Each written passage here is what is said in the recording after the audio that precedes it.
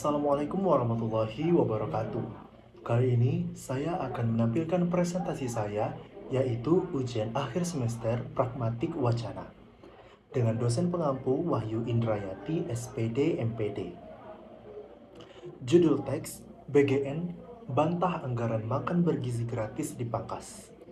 Sumber media Detik Finance. Tanggal publikasi 25 Mei 2026. Topik utama, klarifikasi Badan Gizi Nasional terhadap informasi yang menyebut anggaran program BMG dipangkas.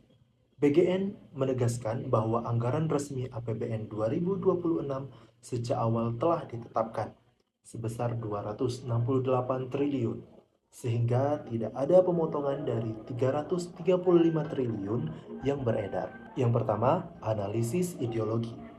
Pertanyaannya, nilai atau pandangan apa yang ingin dibangun oleh teks? Teks berusaha membangun pandangan bahwa pemerintah melalui BGN bersikap transparan dan ingin meluruskan informasi yang dianggap keliru. Fokus pemberitaan diarahkan pada penegasan bahwa program MBG tetap berjalan sesuai rencana dan anggarannya tidak dikurangi. Pilihan kata apa yang menunjukkan keberpihakan tertentu? Yang pertama ada bantah. Di sini menunjukkan adanya upaya menyangkal informasi yang beredar. Yang kedua, dipastikan tidak benar, memberikan kesan bahwa pernyataan BGN adalah rujukan utama. Lalu ada anggaran resmi, menegaskan legitimasi data pemerintah. Pilihan kata tersebut memperkuat posisi BGN sebagai sumber yang dianggap paling berwenang mengenai isu anggaran. Lalu pertanyaan yang ketiga, apakah terdapat asumsi atau prasangka tertentu dalam teks? Ada asumsi bahwa informasi dari pemerintah merupakan rujukan utama untuk meluruskan isu, sementara alasan mengapa angka 335 triliun sempat beredar tidak dibahas secara mendalam. Akibatnya, pembaca memperoleh klarifikasi tetapi tidak banyak konteks mengenai asal-usul perbedaan angka tersebut.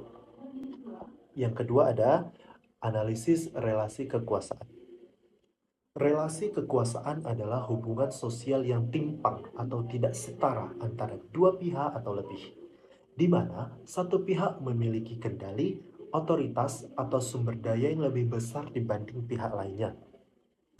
Pertanyaan dalam hal ini yang pertama, siapa aktor yang dominan dalam teks tersebut? Aktor yang dominan adalah Badan Gizi Nasional sebagai lembaga pemerintah yang memiliki otoritas menjelaskan anggaran MPK.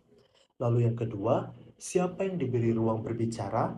Yang diberi ruang berbicara terutama adalah BGN, Badan Gizi Nasional, melalui pernyataan resmi mengenai besaran anggaran dan status programnya. Lalu yang ketiga ada, siapa yang tidak diberi ruang berbicara? Dalam teks tersebut tidak terlihat adanya tanggapan dari pengamat kebijakan publik, ekonomi maupun anggota DPR, organisasi masyarakat sipil, atau penerima manfaat program. Akibatnya, sudut pandang yang muncul lebih banyak berasal dari pemerintah. Yang keempat ada kelompok mana yang diuntungkan dan mana yang dirugikan.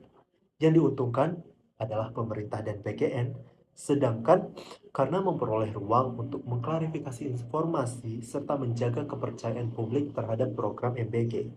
Berpotensi dirugikan itu adalah pihak yang sebelumnya menyampaikan angka yang berbeda, karena argumennya tidak dijelaskan dalam berita sehingga pembaca tidak dapat membandingkan dasar masing-masing klaim. Yang terakhir ada pendapat.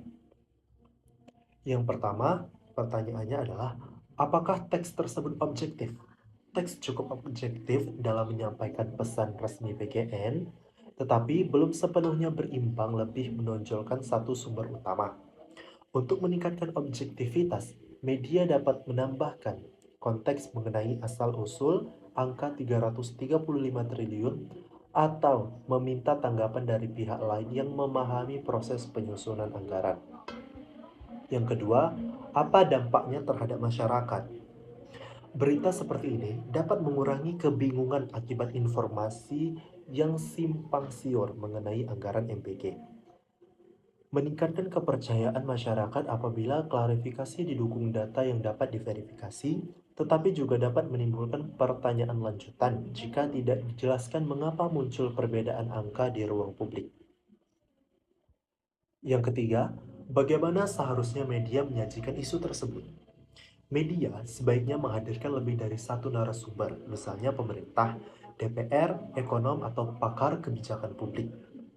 Menjelaskan kronologi munculnya perbedaan informasi mengenai anggaran, membedakan dengan jelas antara fakta, klaim, dan opini. Menyertakan data pendukung agar pembaca dapat menilai informasi secara lebih kritis. Pendekatan seperti ini membantu menjaga prinsip keberimbangan atau balance dan akurasi dalam pemberitaan. Baiklah, itu tadi merupakan penjelasan dari saya sendiri untuk mata kuliah Pragmatik Wacana mengenai isu-isu yang sedang terkini saat ini. Saat ini saya mengambil isu mengenai BGN ataupun Badan Gizi Nasional terkait MBG. Baiklah, sekian terima kasih. Wassalamualaikum warahmatullahi wabarakatuh.